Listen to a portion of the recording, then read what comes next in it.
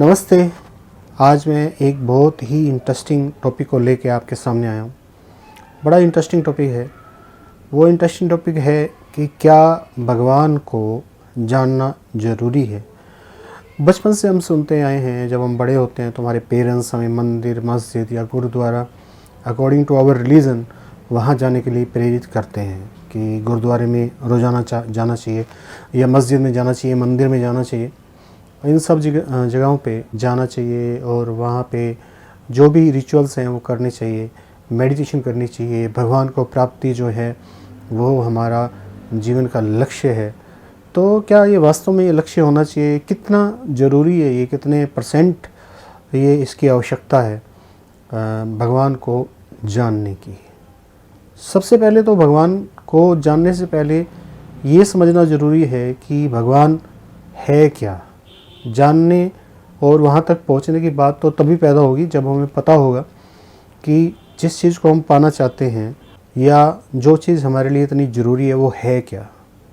तो ये क्वेश्चन जो है सबसे पहले हमारे माइंड के अंदर क्लियर होना चाहिए, बिल्कुल शीशे की तरह, कि ईश्वर, अल्लाह, गॉड, भगवान, ये सब है क्या। जीवन में क्या होता है? जीवन में जो समाज के द्वारा प्रेरित किया हुआ, या मैं ये कहूँगा कि समाज के द्वारा दिया हुआ या समाज के द्वारा मंडा हुआ जो जीवन है, वो सीधे तौर पे ये दिखाई देता है। वो सीधे तौर पे ये होता है कि आप बड़े हो, फिर आप स्ट्रगल करो। अगर आप मीडियोकर फैमिली से हो तो स्ट्रगल करो, आप किसी अच्छे स्कूल में एडमिशन लेने के लिए, फिर अच्छे कॉलेज में जाने के लिए, फिर आप अच्छी मल्टीनेशनल कंपनी में जॉब लेने के लिए। और स्ट्रगल का मेन मोटिव होता है पैसा, कि पैसा कमाना ही जो है वो जीवन का मुख्य लक्ष्य है। अगर पैसा नहीं कमाएंगे तो जीवन का मतलब कुछ भी नहीं होगा, पैसा कमाएंगे तो जीवन का मतलब बहुत कुछ होगा। यह समाज के द्वारा दी हुई एक सोच है कि पैसा कमाना जीवन का लक्ष्य है, और फिर शादी करना, बहुत बड़ा घर बनाना, और हो सके तो पश्चिम कंट्री में चले जाना, ये जीवन का उद्देश्य है समाज के द्वारा दिया हुआ। क्योंकि ये जो पूरा एटमॉस्फेयर है, टीवी पे चलने वाली एडवर्टाइजमेंट है और बहुत सारी मल्टीनेशनल कंपनियां हैं, वो हमें इसी रेस में लगाए रखना चाहती हैं और हम उसी रेस में लगे हुए भी हैं। अगर हमारे जीवन का लक्ष्य यही रेस है, अगर हम ध्यान से बैठ के नहीं सोचते कि क्या वास्तव में पैसा कमाना मेरे जीवन का लक्ष्य है। सोचिए, कोई भी आदमी कितना पैसा, अगर कितने अरब रुपए, कितने करोड़ रुपए कमा लेता है, उसमें से वो अपने पर्सनल यूज़ के लिए कितने यूज़ करता है, यानी कि अपने ऊपर कितने यूज़ करता है, इस बात को भी सोचना होगा। बहुत सारी बातों को सोचना होगा। और फिर बड़ी बड़ी इमारतों की जहाँ तक बात है, ताजमहल बनाने वाले भी नहीं रहे, लाल किला बनाने वाले भी नहीं रहे, और जितनी भी बड़ी बड़ी इमारतें, कोई भी नहीं रहा। उनके क्या मायने हो सकते हैं वो भी समझ से परे हैं। मैं ये नहीं कह रहा कि ये बड़े बड़े स्ट्रक्चर बनने नहीं चाहिए, मोटिव की बात कर रहा हूँ कि मोटिव ये नहीं होना चाहिए। मोटिव पैसा नहीं होना चाहिए।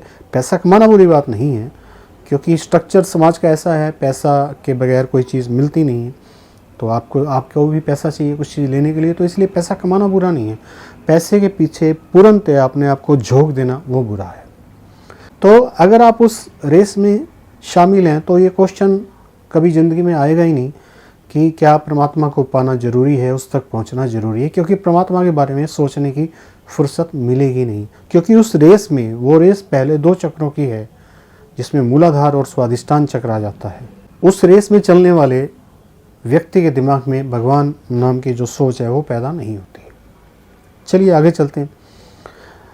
तो बात यह है कि जो हमारा ये ह्यूमन जो बॉडी है, ह्यूमन माइंड, फिर इंटेलेक्ट, उसके बाद आत्मा आती है। और ह्यूमन बॉडी का टाइम पीरियड है, अगर सही तरीके से चलते रहे तो 100 ईयर्स का टाइम पीरियड है। अगर कोई बीमारी वगैरह या एक्सीडेंट हो जाए तो जल्दी भी डेथ हो सकती है।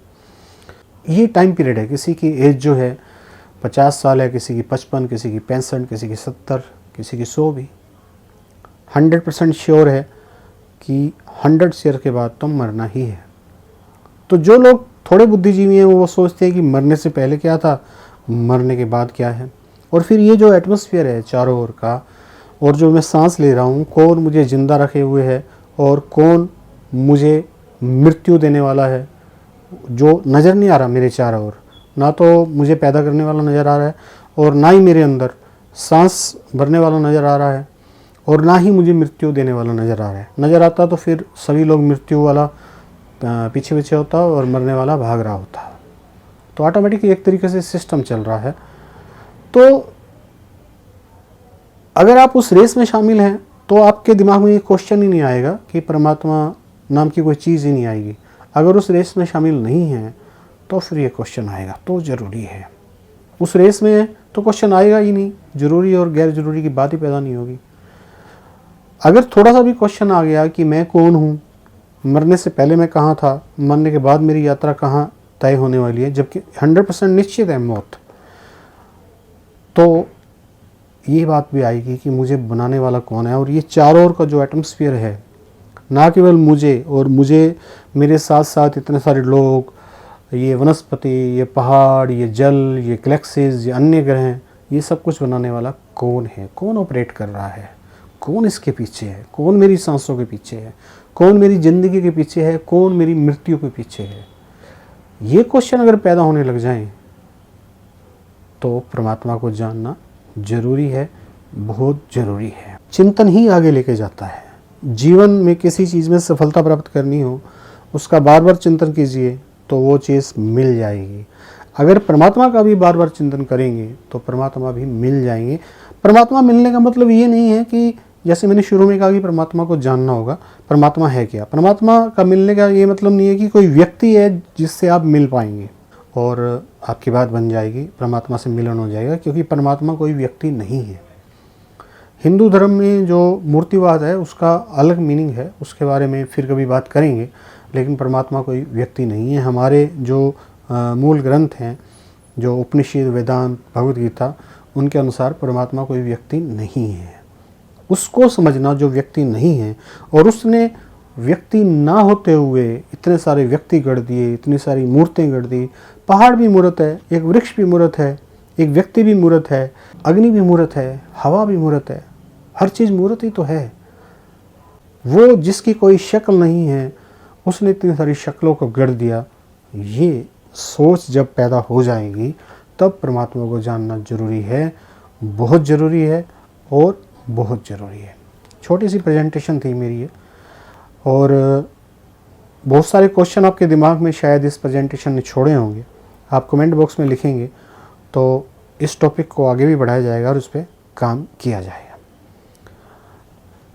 Thank you very much. आपका दिन मंगलमय हो।